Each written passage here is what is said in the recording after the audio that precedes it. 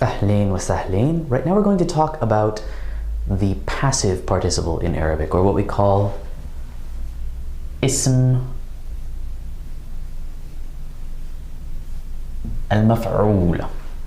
In a jumla ismiya, in a verbal sentence, if we have an object for our verb, we refer to that object as al-maf'ul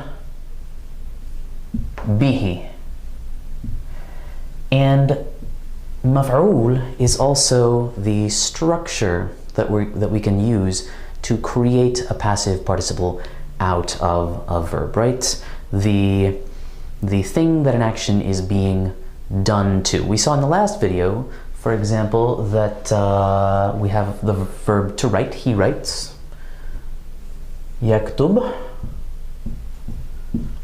Right, and that we can take the root kaf ta ba and turn it into the ism fa'il of katib, right, meaning a writer, someone or something that writes, who writes. So we could also take the same root and turn it and pop it into this wazn pattern, right, this vowel consonant pattern, to come up with a word that means written, someone or something that is written, that has been written. So to do that, we would again take kaf ta ba, and then we would take this exoskeleton. We have that meme and that waw. We're going to retain those and put the letters of our root in the place of fa, ayn, lam, and what we're going to wind up with is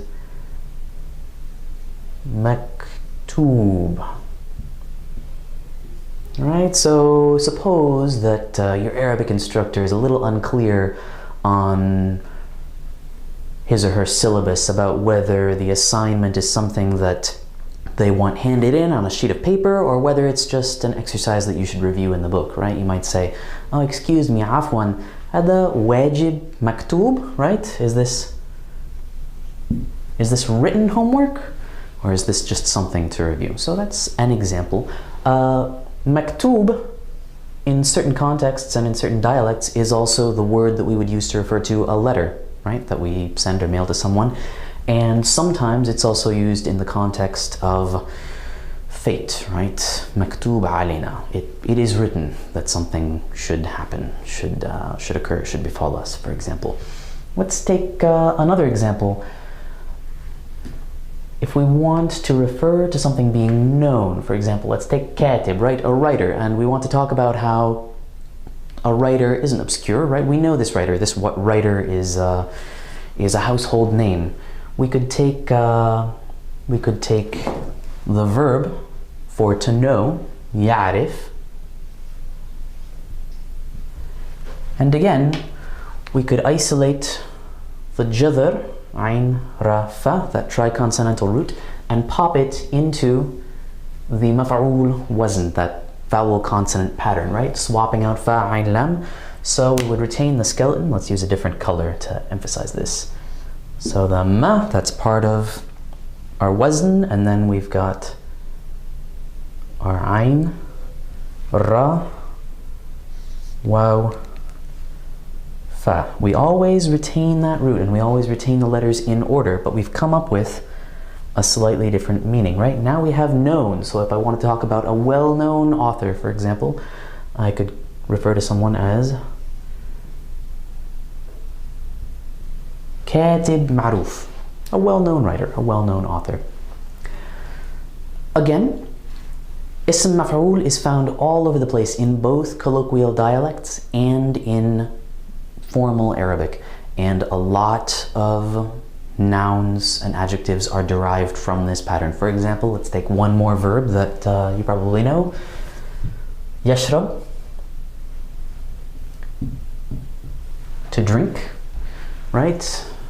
So if we take that jadr, shin, ra, ba, and pop it into the maf'ul pattern, we have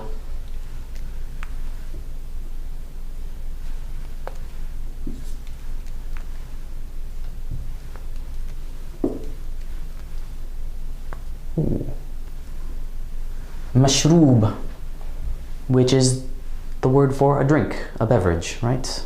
Water, milk, Coca-Cola, anything like that. So be on the lookout For this pattern, perk your ears up when you hear it. Try to hear that musical, rhythmic quality that all maf'ul words share. And remember that it has that passive object sense to it, right? A mashroob, something that is drunk. Ma'roof, something that is known. Maktoob, something that is written, right? And keep in mind that as with ism al-fa'il, like we saw in the last video, there are derived forms. Forms 2 through 10 are going to have slightly different patterns that are based off of their derived forms and the extra letters and vowels and diacritics that are there. But the ism fa'il and ism maf'ul patterns are fairly linear. You can take a conjugated verb, and the ism fa'il and ism maf'ul patterns are not terribly different from those conjugated verb forms.